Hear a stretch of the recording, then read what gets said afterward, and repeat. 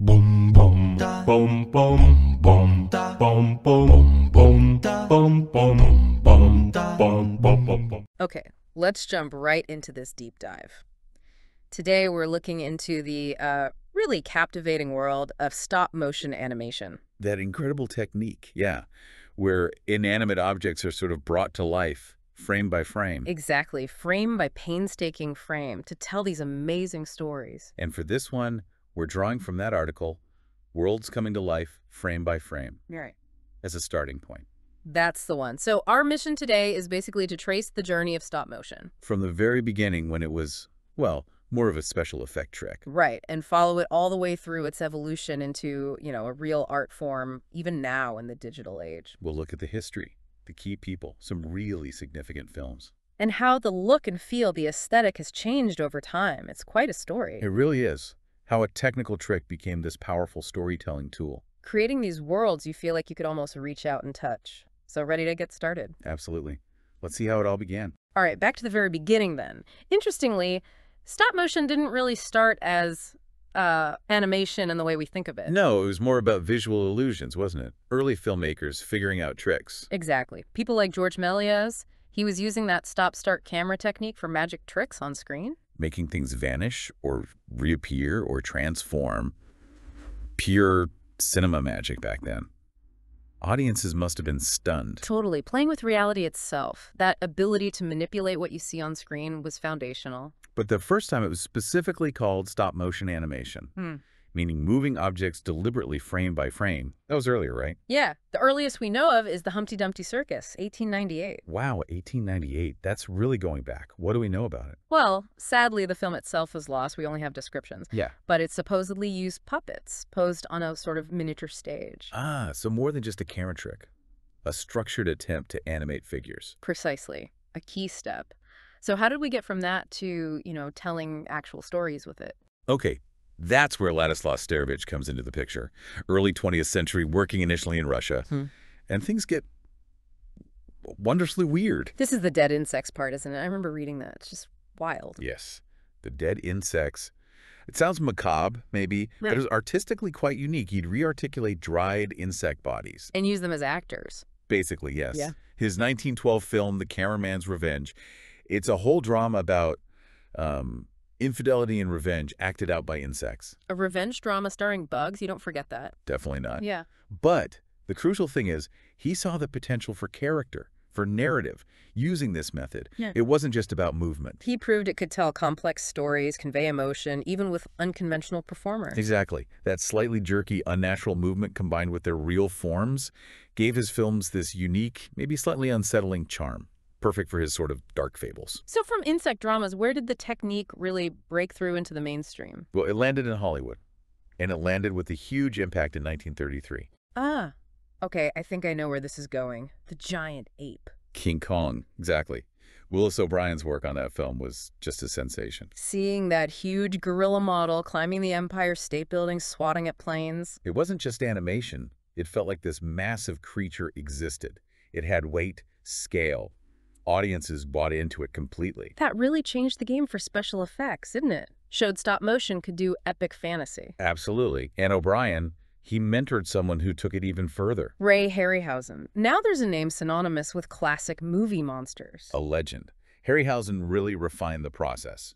He developed this technique he called dynamation. Dynamation. What was the key innovation there? It was about integrating the stop-motion creatures seamlessly with the live-action footage, making them look like they were truly interacting in the same space as the actors. Ah, right. Not just cutting between live action and animation, but combining them in the same shot. Precisely. Using things like split screens, real projection, very complex mat work, he made the interaction believable. And the prime example has to be The skeleton fight in Jason and the Argonauts, 1963. Oh, that scene! It's still incredible the way those skeletons move, fight the live actors. It's so complex. It really is. It's often seen as, a peak moment for traditional stop-motion effects. Harryhausen made fantasy believable. It wasn't just showing a monster. It was making you believe that monster was there, fighting the heroes. And that tangible quality, the slight imperfections maybe paradoxically made them feel more real somehow. So after Harryhausen's big screen epics, where did stop motion head in the 60s and 70s? Things started to diverge a bit then. In the U.S., you saw a big move into television. Think Rankin Bass. Ah, yes. The Christmas specials, Rudolph the Red-Nosed Reindeer, all those classics. Exactly. They carved out this very specific niche. Warm colors, handmade sets, often those fuzzy-looking characters. A very distinct kind of cozy, handmade feel, hugely nostalgic for a lot of people. Definitely. Aimed at kids, but with this massive cultural footprint. That tangible quality felt warm, inviting. Perfect for those holiday stories. But that wasn't the only direction it took, was it? No, not at all. At the same time, using the same basic technique, something very different was happening, particularly in Eastern Europe. Czechia, for instance. Okay, interesting contrast. Who was involved there? A key figure is Jan Javonk-Major. While Rankin Bass were doing warmth and nostalgia, Javonk-Major was using stop motion for surrealism, often quite unsettling stuff, and political critique, too. So same technique, totally different outcome. Completely. Take his film Dimensions of Dialogue from 1982. Well, it's pretty intense. Objects like heads made of clay or tools consuming each other, breaking down. Right, I've heard of that one. It sounds quite disturbing. It is. He used the physical manipulation inherent in stop motion to create these powerful, often absurd metaphors about materialism, communication breakdown, maybe societal decay under oppressive systems. It's incredible how the same method, moving objects frame by frame, could produce both Rudolph and that. It really shows the versatility, doesn't it?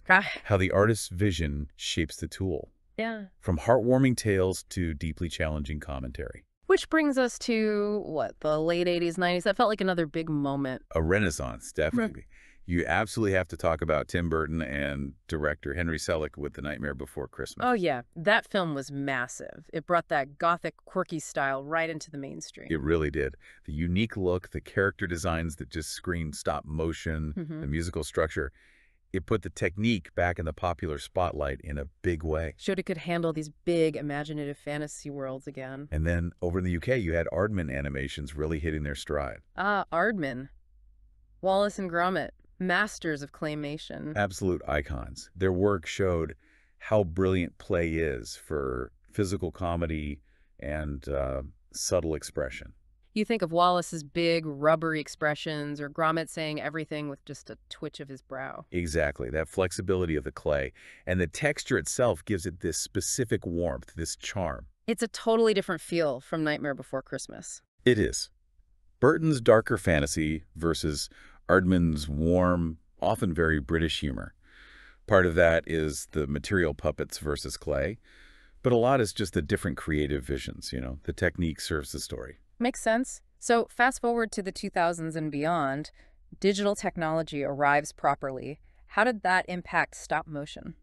It changed the process quite a lot, made things more precise, maybe streamlined some steps, though the core hand-moving the object part is still there. Digital cameras, computer software for compositing and cleanup. Right. Made things easier than in Harryhausen's day, for sure. It allows for incredible control. And studios like Leica seem to have really run with that. Oh, absolutely. Leica's films, Coraline, Kubo, and the Two Strings, they're at the forefront of blending tech with the craft. They use things like 3D printing for faces, right? Exactly. Thousands of subtly different facial expressions printed out. It allows for this incredible nuance in character animation. Think of the other mother in Coraline. Oh, yeah, the button eyes. Creepy, but incredibly expressive. That level of detail and smooth expression, powered by tech, alongside the physical puppets, it creates this really rich visual style. And you also have filmmakers like Wes Anderson using it. Fantastic Mr. Fox, Isle of Dogs. His aesthetic is so distinctive. That symmetrical pastel miniature look. And stop motion is perfect for that, isn't it? The controlled environment, the deliberate movement, it fits his style beautifully. So technology hasn't killed stop motion, it's kind of augmented it, given it new tools. Precisely. It's expanded the possibilities, influenced the aesthetic, allowed for new levels of detail and polish, while often still celebrating that core handmade quality. It's been quite the journey, hasn't it? From a simple camera trick to this incredibly diverse and sophisticated medium. It really has. And I think that brings us to why it still resonates, why it endures. Despite all the amazing things digital animation can do. Yeah, because even with all the tech integration, that core element, the manual labor, the patience, the physical touch, it's still there. That sense that someone actually made this by hand. Exactly. It creates this tangible quality, this unique connection that purely digital stuff often struggles to replicate. There's a charm in seeing the physical models, the miniature sets, knowing the painstaking effort involved. It feels more real somehow, even when it's fantastical. Right. The history of stop motion isn't just about a technique.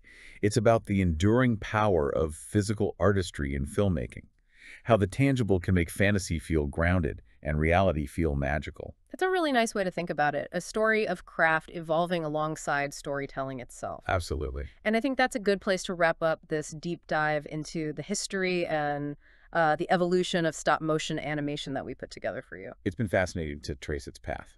Thanks for joining us on this exploration, and maybe we can leave you with something to think about. Building on that idea of technology integrating with this physical art form. Yeah.